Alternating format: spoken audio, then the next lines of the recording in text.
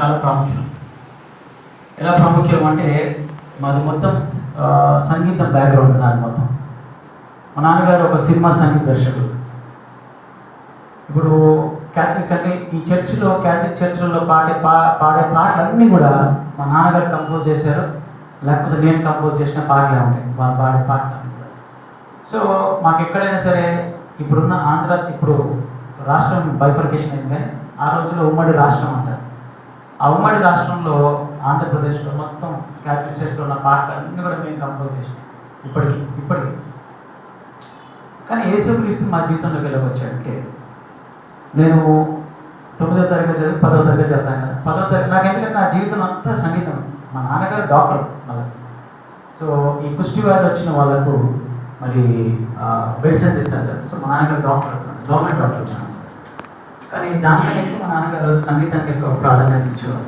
So ఇప్పుడు ఈ అప్పట్లో ఈ ఆర్పి పట్నాయక్, చక్రి వీళ్ళందరూ కూడా మా నాన్న దగ్గర అసిస్టెంట్గా పనిచేసేవారు.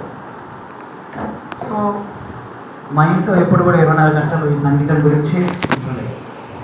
నేను కూడా మరి చిన్నప్పటి నుంచి దీంట్లోనే ఎదుగుతున్నాను కాబట్టి నేను కూడా అనుకునేవాడిని, నేను కూడా ఒక మంచి మ్యూజిక్ డైరెక్టర్ అవ్వాలి అని చెప్పి ఆలోచన కలిగి ఉండేవాడిని. సో మామూలుగా ఇప్పుడు పాస్టర్ అంటే కదా, పిల్లలు కూడా అదే పాస్టర్ అయితే బాగుంటుంది అని సర్వసాధారణం.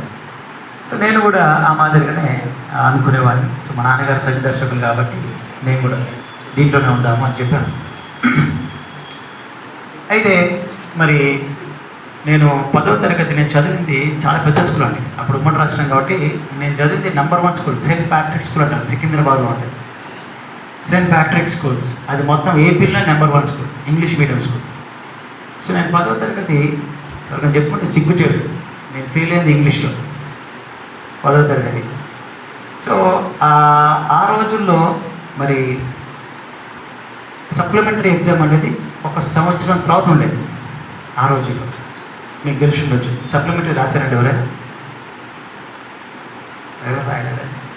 మీరు ఒక్కరు రాశారు. ఓకే, మా బ్యాచ్ ఒకరు ఉన్నారు. ఇంకా మీరు కూడా సార్, రైట్, మీరు సార్. ఇంకా సప్లిమెంటరీ ఇది కాదు, 10th ఇంటరో డిగ్రీయో ఏదైనా పర్లేదు. అట్లా right sir, thank you.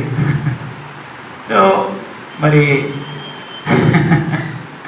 So నేను చదివింది ఇంగ్లీష్ మీడియం స్కూల్లో, కానీ ఎవరైనా చెప్పుకుంటే సిగ్గుచేటు, నేను ఫెయిల్ అయింది ఇంగ్లీష్ మీడియంలో. సో ఏం చేశారంటే ఈ సంవత్సరం అంటే మాకు సంవత్సరం గ్యాప్లో సంగీతంలో బాగా ప్రావీణ్యం పొందుకున్నాను, బాగా ప్రొఫెషనల్ కోర్స్ చేశాను. ఎందుకంటే మా ఏమంటారు సినిమా డైలాగ్ ఒకటి ఉంటుంది కదా, ఇట్లా నరాలు కట్ చేసినా కానీ సంగీతమే బయటికి వస్తుంది అంటారు కదా. ఆ మాదిరిగా నా జీవితం అంతా మ్యూజిక్లోనే ఉండేది.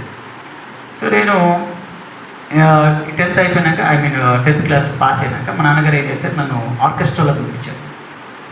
సో ఆర్కెస్ట్రా వాయించడం మొదలుపెట్టాను. ఆర్కెస్ట్రా వాయించినాక 1 సంవత్సరం 2 సంవత్సరాల తర్వాత నేను మరి సినిమాలకు వాయించడం మొదలుపెట్టాను. సో ఈ సినిమాలు అంటే ఇప్పుడు మీరు చూసింటారు, కోటి గారు, మన కీరవాణి గారు ఆస్కార్ అవార్డు తీసుకున్నారు. దాని తర్వాత మనీష్ శర్మ గారు, వీళ్ళందరూ కూడా వాళ్ళతో కలిసి నేను వర్క్ చేసేవాడు. ఇప్పుడు ఈ దేవిశ్రీ ప్రసాద్, థమాన్ వీళ్ళందరూ నా జూనియర్స్. సో అలాంటి జీవితంలో ఉండేవాడిని నేను. సో ఎప్పుడు కూడా నేను నా జీవితం అంతా స్టూడియోలో, రికార్డింగ్ స్టూడియోలోనే ఉండేది నాకు. దాని తర్వాత సో నాకు సర్కిల్ చాలా పెద్దది, చాలా పెద్ద సర్కిల్. నాకు ఫ్రెండ్ సర్కిల్ చాలా, ప్రతి ఊర్లో నాకు ఫ్రెండ్ సర్కిల్ ఉంది, ప్రతి ఒక్క ఊర్లో. ఇంకా నాకు శ్రీకాకుళంలో కూడా ఈ దుర్గా బార్ అండ్ రెస్టారెంట్ అది మా ఉంది. సో ప్రతి ఒక్క ఊర్లో నా ఫ్రెండ్స్ చాలామంది ఉంటారు. సో ఎందుకంటే సినిమా ఇండస్ట్రీ కదా, సో సర్కిల్ ఎక్కువ ఉంటుంది నాకు. అయితే నా జీవితంలోకి యేసుక్రీస్తు ఎలా వచ్చాడు, మా కుటుంబంలోకి యేసుక్రీస్తు ఎలా వచ్చాడంటే, నేను ఒక్కడే కుమారుడిని, ఒక అక్క ఇప్పుడు అమెరికా ఉన్నారు, ఒక చెల్లె జేపీ మోర్గన్ కంపెనీలో తను సీనియర్ డైరెక్టర్గా పనిచేస్తున్నారు. సో మా ఇంట్లోకి శుభవార్త ఎలా వచ్చిందంటే మా చెల్లెల ద్వారా వచ్చింది. సో మా నాన్నగారు అప్పటికే కాలం చెందారు, సో చనిపోయారు. సో నాకేంటంటే ఇక అప్పుడు అడిగేటోళ్ళు లేరు, ఎవరు లేరు, ఇంకేంటి నాకేంటి అంటే విచ్చలబడేదనం ఎక్కువైపోయింది. సో ఎప్పుడైతే మేము పుట్టి పెరిగిందంతా మరి సంపన్నంలో కుటుంబమే, బాగా ఆస్తిపరులమే. సో ఎప్పుడు ఇంట్లో ఎప్పుడు ఒక 3-2 కార్లు ఉండేవి మా ఇంట్లో. సో డబ్బులు ఎక్కువ నా కొద్దీ అది మాకు తెలిసింది, అనుభవం మీరు అందరూ కూడా. డబ్బు ఎక్కువ నా కొద్దీ అలవాట్లు కూడా మీకు ఎక్కువ, అందరికి అలవాటు తెలుసు, అలవాట్లు ఎక్కువైపోయాయి నాకు కూడా. సో మరి నా జీవితంలో యేసుక్రీస్తు ఎలా వచ్చాడంటే మా చెల్లెల ద్వారా. మా చెల్లెలు బీటెక్ చదివేది. బీటెక్ చదువుతున్న సమయంలో మరి మా చెల్లెలు రక్షణ పొందుకున్నప్పుడు నేను ఇంటికి వచ్చినప్పుడల్లా మా చెల్లెలు ఎప్పుడు కూడా బైబిల్ చదివేది. సో పుట్టింది క్రైస్తవుల కుటుంబమే. మరి ప్రతి ఆదివారము మా అమ్మగారు ఇది ఇక్కడ క్యాథలిక్ చర్చ్కి ఒక మాస్ అంటారు, దాన్ని హోలీ మాస్ అంటారు, వెళ్తారు అక్కడికి వెళ్ళేవాళ్ళు. సో కానీ నాకు ఎప్పుడు కూడా యేసుక్రీస్తుని ఒక అనుభవం, యేసుక్రీస్తు ప్రత్యక్షత అట్లాంటిది ఏం లేదు. ప్రార్థన అంటే ఏంటో కూడా నాకు తెలియదు. This is the truth. అయితే మా చెల్లెలు ఎప్పుడైతే రక్షణ పొందుకుందో ఇంటికి వచ్చినప్పుడల్లా, నేను ఇంటికి వచ్చినప్పుడల్లా వాక్యం చదువుతూనే ఉండేది. అదేమైపోయిందంటే వాక్యంలో రాయబడింది కదా, కుటుంబంలో ఒకరు రక్షింపబడితే ఆ కుటుంబం అంతా రక్షింపబడుతుంది. హల్లెలూయా. అలాంటిది మరి మా ఇంట్లో ఎప్పుడైతే మా చెల్లెలు రక్షణ పొందుకుందో, మా చెల్లె యొక్క జీవితం ద్వారా మా అమ్మ కూడా రక్షణ పొందుకుంది. సో నేను ఇంటికి వచ్చినప్పుడల్లా ఎప్పుడు కూడా మా చెల్లెలు మా అమ్మగారు ఎప్పుడు కూడా మరి వాక్యం చదువుకుంటూనే ఉండేవారు. ఎందుకంటే మా సర్కిల్ వచ్చేసి, మా ఫ్యామిలీ సర్కిల్ వాళ్ళందరూ కూడా డిస్కోస్కు, పబ్స్కు వాళ్ళు వెళ్తారు. సో అట్లాంటిది మా చెల్లెలు ఎప్పుడు కూడా ఇంట్లో కూర్చొని బైబిల్ చదువుకునేది, ఫ్రెండ్స్తో వెళ్ళేది కాదు. ఆమె ఏదో ఒక డిఫరెన్స్ చూసాను ఆమె జీవితంలో. ఒక డిఫరెన్స్ చూసి నేను అడిగాను ఒకరోజు రాత్రి, ఏంటి నువ్వు ఎప్పుడు కూడా బైబిల్ పట్టుకొని ఉంటున్నావు? మీరు గమనించినట్లయితే మా దగ్గర క్యాథలిక్స్లో సిస్టర్స్ అంటారు వాళ్ళని, వైట్ అండ్ వేసుకుంటారు సిస్టర్స్, నన్స్ అంటారు వాళ్ళని. అడిగాను, ఏంటి కాంపిటీషన్, నన్ను అయితే వాయింటి, సిస్టర్ అయితే వాయింటి అన్నాడు. అంటే అన్నది, నేను ఇప్పుడు మాట్లాడను రా నీతో, రేపు పొద్దునే మాట్లాడతాను అన్నది. ఎందుకో తెలుసు, మీకు అర్థమవుతుంది. ఎందుకంటే బండి ఆన్లో ఉంది కాబట్టి. సో బండి ఆన్లో ఉంటే ఏం చెప్పినా మనకు అర్థం కాదు, రైట్? హల్లెలూయా, రైట్. అయితే ఆమె చెప్పిన సమాధానం మాత్రము నాకు గుర్తుంది. ఇంకా పొద్దున్నే లేచి ఫ్రెష్ అప్ అయి పోయి అడిగాను, ఏంటి సంగతి, నువ్వు పొద్దుకులు ఎప్పుడు చూసినా బైబిలే పట్టుకుంటున్నావు, ఎందుకు ఇట్లా చేస్తున్నావు? నువ్వు నీ స్నేహితులు చూడు ఎంత మంచిగా ఎంజాయ్ చేస్తున్నారు, అందరూ ట్రావెల్ అవుతున్నారు, మంచిగా వేరే దేశాలకు వెళ్ళి సరదాగా పోయి వస్తున్నారు, ట్రావెల్ అవుతున్నారు, ఎంజాయ్ చేస్తున్నారు, ఏంటి నీ సంగతి అని అడిగితే అన్నది, అన్నయ్య అని చెప్పి నా చెయ్యి ఇలా పట్టుకొని తన బెడ్రూమ్లో తీసుకుపోయి నన్ను ముట్టుకోలేదు కానీ నా తల మీద ఇలా చేపెట్టిందండి. చేపెట్టి, ప్రభువా మా అన్నను ముట్టునైనా అన్నది. ప్రభువా మా అన్నను ముట్టునైనా అన్నది. ఆ ఒక్క మాట. ఎప్పుడైతే ఆ మాట అన్నదో ఢోపని కింద పడిపోయాడు. కింద పడి, నా జీవితం యొక్క సూపర్ న్యాచురల్ జీవితం అండి. This is the living example of telling. నా జీవితం యొక్క సూపర్ న్యాచురల్ జీవితం. అయితే మరి ఎప్పుడైతే నేను కింద పడిపోయినా ఆల్మోస్ట్ ఒక 5-6-7 నిమిషాల తర్వాత నాకు కళ్ళు తెరిచాను. కళ్ళు తెరిచి అడిగాను నేను లేచి, ఎందుకు నెట్టేసావు నాన్న? తను అన్నది, నేను నెట్టేయలేదు అన్నది. నువ్వు నెట్టేయకపోతే నేనెందుకు కింద పడతాను అన్నది. ఎందుకంటే నేను ఈ నమ్మేటోళ్ళం కాదండి. ఎందుకంటే నాకు ఈ పాస్టర్లు నాకు తెలుసు కదా, ఎందుకంటే గొప్ప గొప్ప దైవజనులు ఎలాంటి వాళ్ళో నాకు తెలుసు. ఎందుకంటే వాళ్ళ యొక్క మ్యూజిక్ ఆల్బమ్స్ మేము చేసేటోళ్ళం. ఒక గొప్ప దైవజనుడు, ఆయన పేరు అడగ మాకండి, ఒక గొప్ప దైవజనుడు, ఆయన ఒక మీటింగ్ పెడితే ఈజీగా 30-40 వేల మంది వస్తారు హైదరాబాద్లో. ఒక్క మీటింగ్ పెడితే, ఊళ్ళల్లో కాదు. అటువంటి దైవజనుడు ఒకరోజు ఆయన సాంగ్స్ నేనే చేస్తున్నాను, మ్యూజిక్ చేస్తుంటే ఆయన ఫుల్గా తప్పదాగి ఆ స్టూడియో రికార్డింగ్ రూమ్లో కూర్చోబోసాడు. స్టూడియో క్యాబిన్లో, పాటలు పాడే క్యాబిన్లో. అందుకే నేను ఈ పాస్టర్లను అస్సలు నమ్మేటోడు కాదండి. వీళ్ళందరూ పెద్ద డ్రామా బ్యాచీలు, వేస్ట్ గా, వీళ్ళందరూ వేస్ట్ గా. హల్లెలూయా. బట్ ఏం చేస్తామంటే దేవుడే నన్ను పాస్టర్ని చేసి కూర్చున్నాడు. హల్లెలూయా, దేవుడికి మహిమ కలుగును గాక. అయితే మా చెల్లెలు ఎప్పుడైతే మా చెల్లెతో మాట్లాడానో, మా చెల్లెలు అన్నది, అన్నయ్య దేవుడు నిన్ను ప్రేమిస్తున్నాడు అన్నాడు. దేవుడు నిన్ను ప్రేమిస్తున్నాడు అన్నాడు. ఈ మాట నేను చాలా లైట్ తీసేసుకున్నాను. దాని తర్వాత నాకు మా చెల్లెలు ఒక ఆఫర్ ఇచ్చింది. ఆఫర్ ఏంటంటే, అన్నయ్య నువ్వు ఇంట్లో నుంచి బయటికి వెళ్ళినప్పుడల్లా ఒక్క వచనం చదువుకోవాలి. ఒక అధ్యాయం కాదండి, ఒక్క వచనం. ఈ ఆఫర్ చాలా బాగుంది. ఎందుకంటే మా అమ్మగారు ఎప్పుడు నన్ను తెచ్చేటోళ్ళు, అరే చదువురా, బైబిల్ చదువుకోరా, బైబిల్ చదువుకోరా, బైబిల్ చదువుకోరా అని పొద్దుకులు నన్ను తిట్టేది. నేను ఎప్పుడు కూడా బైబిల్ తీసేటోని కాదు. ఎందుకంటే ఇన్ని అధ్యాయాలు మనం ఎక్కడ చదువుతానండి? అన్ని అధ్యాయాలు చదువుతుంటే నేను 10th క్లాస్ హాయిగా పాస్ అయ్యేటోని. కరెక్టే కదా? హల్లెలూయా. సో మరి ఈ ఆఫర్ ఒక్క వచనం చదువుకొని వెళ్ళాలంటే, సరే నువ్వు చెప్పు, ఇదే మాట ఉందని ఇదే మాట అమ్మకు కూడా చెప్పాను. నేను చెప్తాను లేదు, నువ్వు మాత్రం వెళ్ళినప్పుడు మాత్రం ఒక్క వచనం చదువుకొని వెళ్ళు అన్నది. దాని తర్వాత నేనేం చేశానంటే, ఇంటికి ఎంత ఆన్లో వచ్చినా కానీ, ఎంత మందాగా వచ్చినా కానీ, నేను ఇంట్లో నుంచి బయటికి వెళ్ళినప్పుడు మాత్రం పొద్దున్నే ఫ్రెష్గా వాక్యం చదువుకొని వెళ్ళాను. ఒకటే ఒక వచనం. హల్లెలూయా.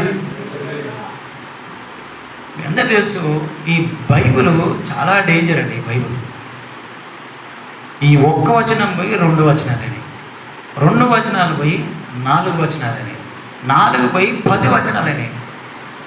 ఇది చదువుతున్నాను, ఇది చదువుతుంటే నాకు చాలా సంతోషంగా ఉంది. ఎంత బాగుంది బైబిల్ అని చెప్పి అనుకునేవాడిని. ఇది నవ్వుకోవడం కాదు, కానీ ఇది రియాలిటీగా చెప్తున్నాను. నేను వాక్యం చదువుకునేవాడిని. కార్లో కూర్చొని మా డ్రైవర్ ఉండేవాడు. కార్లో కూర్చొని సిగరెట్ తాగుతుంటూ వాక్యాన్ని, ఈ బైబిల్ గురించి డిస్కషన్ చేసేవాడు. అరే ఈరోజు వాక్యం చదివాను చూడరా, ఇక ఈ వాక్యం ఉండే అని చెప్పేసి వాక్యం డిస్కస్ చేస్తుండే. సో వాడు హైందవుడు, వాని గురించి తెలియదు. అన్న బాగుందన్న వాక్యం అని చెప్పి అనేటాడు. సో స్టూడియోకి పోగానే ఇక ఉంటారు కదా మిత్రులు, వాళ్ళందరూ కూడా డ్రమ్ ప్లేయర్, బ్యాస్ ప్లేయర్, వీళ్ళందరూ కూడా, మీరు కీబోర్డ్ ప్లేయర్ అంటే మీరు కూడా పాస్ ప్లేయర్, మీరు కూడా పాస్ ప్లేయర్, రైట్. మీకు తెలిసి ఉండొచ్చు, రిథమ్ బాక్స్ ప్లేయర్లు వీళ్ళందరూ ఉంటారు మన దగ్గర పిల్లలు. సో వాళ్ళతో పాటు స్టూడియోకి పోగానే మాకు ఒక పెగ్ వేసేస్తారు మాకు. సో మేము వాళ్ళతో కూర్చొని నేను వాళ్ళతోని గ్లాస్ పట్టుకొని డిస్కషన్ చేసేవాడిని. ఈరోజు నేను యోహాను గ్రంథము మరి 2వ అధ్యాయం చదివాను, 1వ వచనం చదివాను. ఎంత బాగుందో ఈరోజు వాక్యం చెప్పి వాళ్ళతో డిస్కషన్ చేసేవాడిని. వాళ్ళు అంటారు, అన్న ఏంటన్నా నువ్వు అంటే తెలంగాణ యాసలో, ఏమన్నా నువ్వు బాగా ఈ మధ్య బైబిల్ చదువుతున్నావు, ఏం సంగతి అన్న, కొంప తీసుకుని పాస్టర్ అయితే అవేదన్నా అని చెప్పి అనేటోళ్ళు. సో వాళ్ళతో డిస్కషన్ చేసేవాడిని. మందు పాటలు మాత్రం గ్లాస్ మాత్రం నా చేతుల్లో ఉండేది.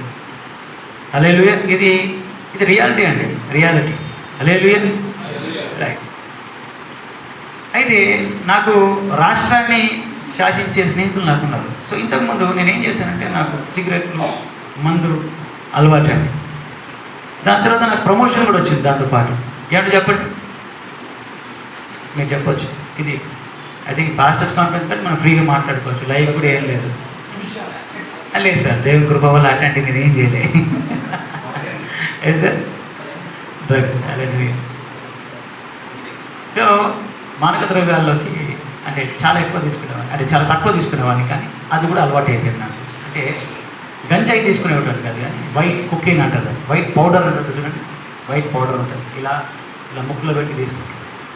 సో ఉన్నారు అట్లాంటి బ్యాచ్ ఉన్నదా ఎవరు అంటే ఇదివరకు, ఇప్పుడు కాదు కానీ ఇదివరకు ఉండే బ్యాచ్ ఎవరైనా ఉన్నారా మా సర్కిల్లో? ఎవరు లేరా? నాకు ఎవ్వరు చేతులు ఎవరు ఇప్పుడు నాకు తెలిసి. నేను టెస్ట్మని అడుగుతానండి బాబు.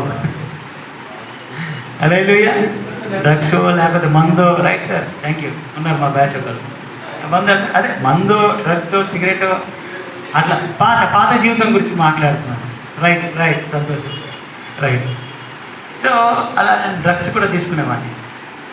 అయితే నా జీవితంలో నాకు రాష్ట్రాన్ని శాసించే స్నేహితులు నాకు స్నేహితులండి. మరి మన రాష్ట్రంని పాలించారు కదా, వాళ్ళు కూడా నాకు మంచి స్నేహితులే. సో వాళ్ళ పిఏలు అందరు కూడా మేమందరం కూర్చొని అక్కడ హైదరాబాద్, అంటే ఇప్పుడు కాదు కానీ ఐమ్ టాకింగ్ అబౌట్ కొన్ని 20 years బ్యాక్ గురించి మాట్లాడుతాను. సో అక్కడ ల్యాండ్ సెటిల్ అంటే మాఫియా అంటారు కదా, మాఫియా అంటే తెలుసు కదండి. మాఫియా అంటే ల్యాండ్ సెటిల్, ల్యాండ్ అందాలు చేస్తారు నా స్నేహితులు. సో భూ కబ్జాలు అంటారు, అవి చేస్తారు నా స్నేహితులు. వాళ్ళు ఏం చేస్తారు, ఇట్లా గల్లి సినిమాలలో చూస్తాం కానీ దండు పెట్టి సంతకం పెడతావా లేదా అని. అలాంటి స్నేహితులు మా వాళ్ళు. అయితే నాకు కూడా ఒక ఆలోచన, ఎప్పుడంటే మీకు హైదరాబాద్ మీకు ఐడియా ఉందండి? హైదరాబాద్ సికింద్రాబాద్లో లకడీ కపూల్ మాకు ఐడియా ఉండొచ్చు. ఆ లకడీ కపూల్లో ద్వారకా హోటల్ అని ఉంటుంది. కలెక్టరేట్ ఎదురుగానే ఉంటుంది ద్వారకా హోటల్. కలెక్టరేట్ ఎదురుగా ఆ ద్వారకా హోటల్లో రూమ్ నెంబర్ 101లో దందాలు చేస్తారు మా వాళ్ళు. పోలీసు వాళ్ళు, సిఏలు, ఎస్ఐలు కూడా రావడానికి భయపడతారు ఆ రూమ్లోకి, ఆ దగ్గర కూడా రాదు.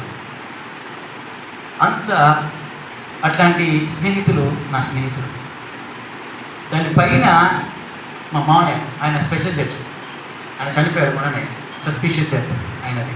మన ప్రభాకర్ రావు గారిని గాలి జనార్దన్ రెడ్డి కేసులో ఆయన పట్టుబడి ఆయన చచ్చిపోయాడు, సెక్రటరీ.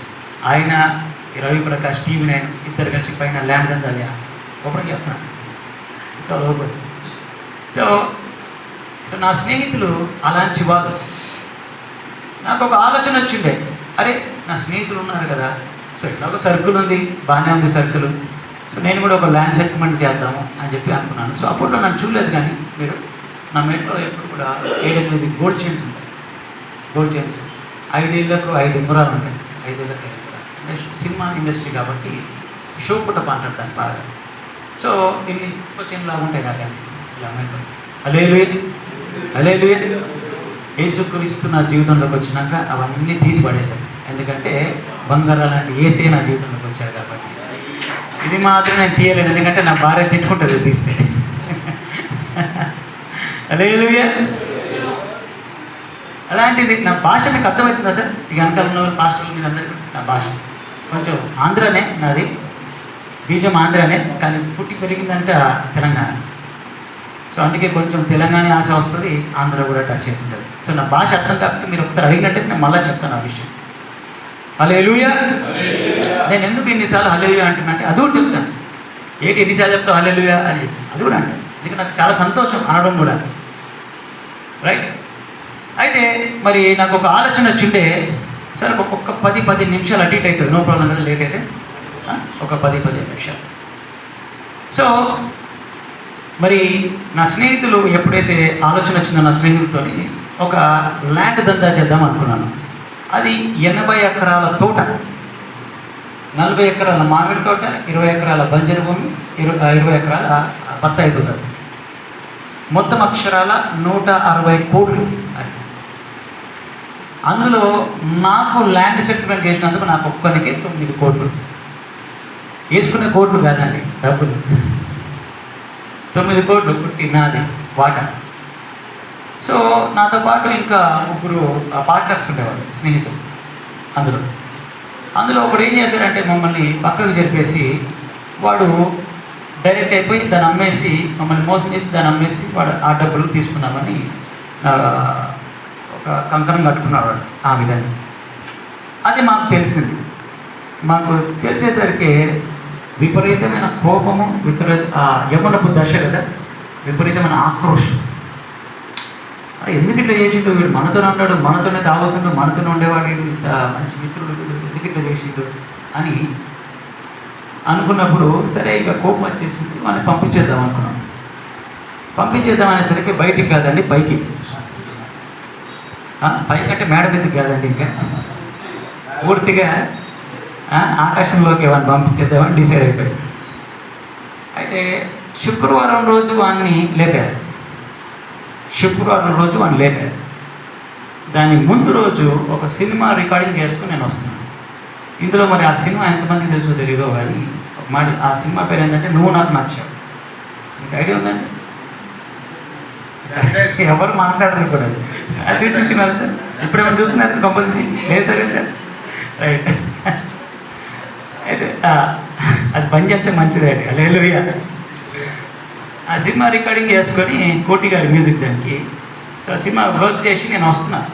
సో సికింద్రాబాద్లో మీకు ఐడియా అంటే YMCA అని ఒకటి గ్రౌండ్ ఉంటుంది సికింద్రాబాద్, హైదరాబాద్ సికింద్రాబాద్. అయితే ఎప్పుడు కూడా సికింద్రాబాద్ కాకుండా ఫ్లైఓవర్ ఉంటుంది. ఎప్పుడు నేను స్ట్రైట్గా ఫ్లైఓవర్ తీసుకుని వెళ్ళేవాడిని. ఆ రోజు మాత్రము ఎందుకో మా డ్రైవర్కి చెప్పాను, అరే కింద నుంచి తీసుకుపోరా. కింద నుంచి తీసుకుపోయినప్పుడు వాళ్ళు చెప్పాను వెంటనే, అరే వైఎంసీ గ్రౌండ్లోకి తీసుకుపోరా అన్న. ఆ గ్రౌండ్లోకి తీసుకుపోయాను. తీసుకుపోయినప్పుడు నాకు మనసులో ఎందుకు ఒక అలజడి, ఎందుకు అలజడి తెలియదు కానీ అలజడి, ఏంది అని చెప్పి అలజడి బయట నిల్చున్నాను. ఆ బయటకి కార్ బానెట్ అంటారు కదా, ఆ ఇంజిన్ దగ్గరకు వచ్చి నిల్చొని ఇలా సిగరెట్ తాగుతుంటూ ఆలోచిస్తుంటే ఒక చిన్న మీటింగ్ జరుగుతుంది. ఆ గ్రౌండ్లో ఒక చిన్న మీటింగ్ జరుగుతుంది. ఒక 60-70 మెంబర్స్ ఉంటారు, ఒక 60-70 మంది ఉంటారు అక్కడ.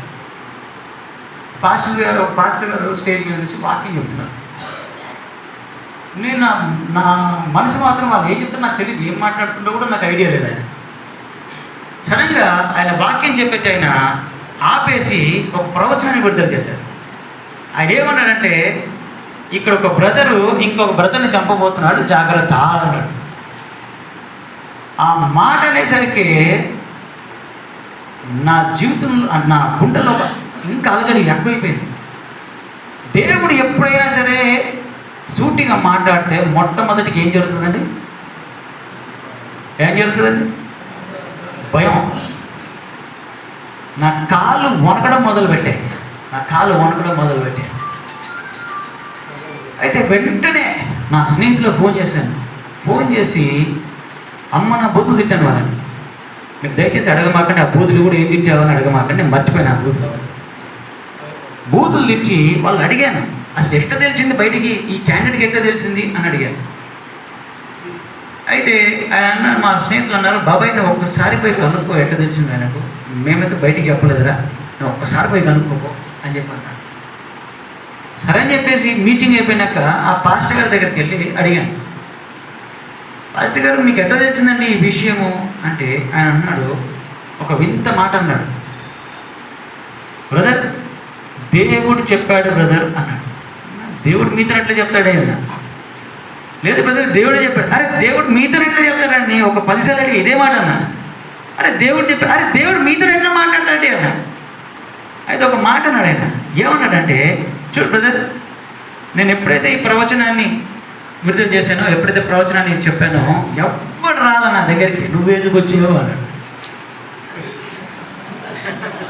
ఇది పాయింటే కదా సార్, పాయింటే కదా.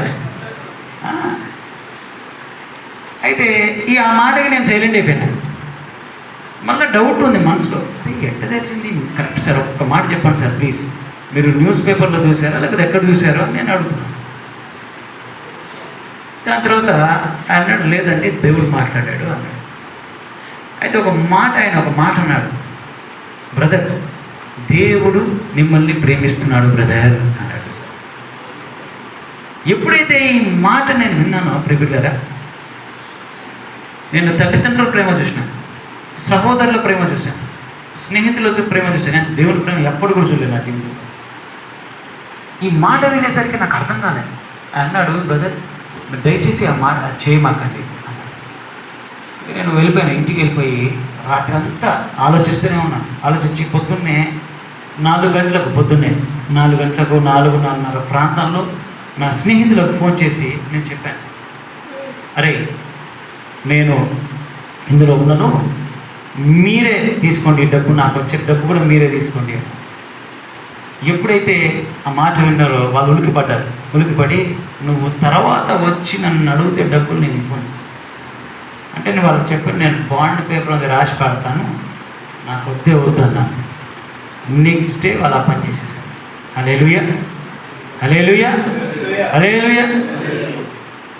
ఎప్పుడైతే మరి ఆ టార్గెట్ మిస్ అయిందో, నా స్నేహితులు అందరు కూడా రాజమండ్రి సెంటర్ చేయగలరు.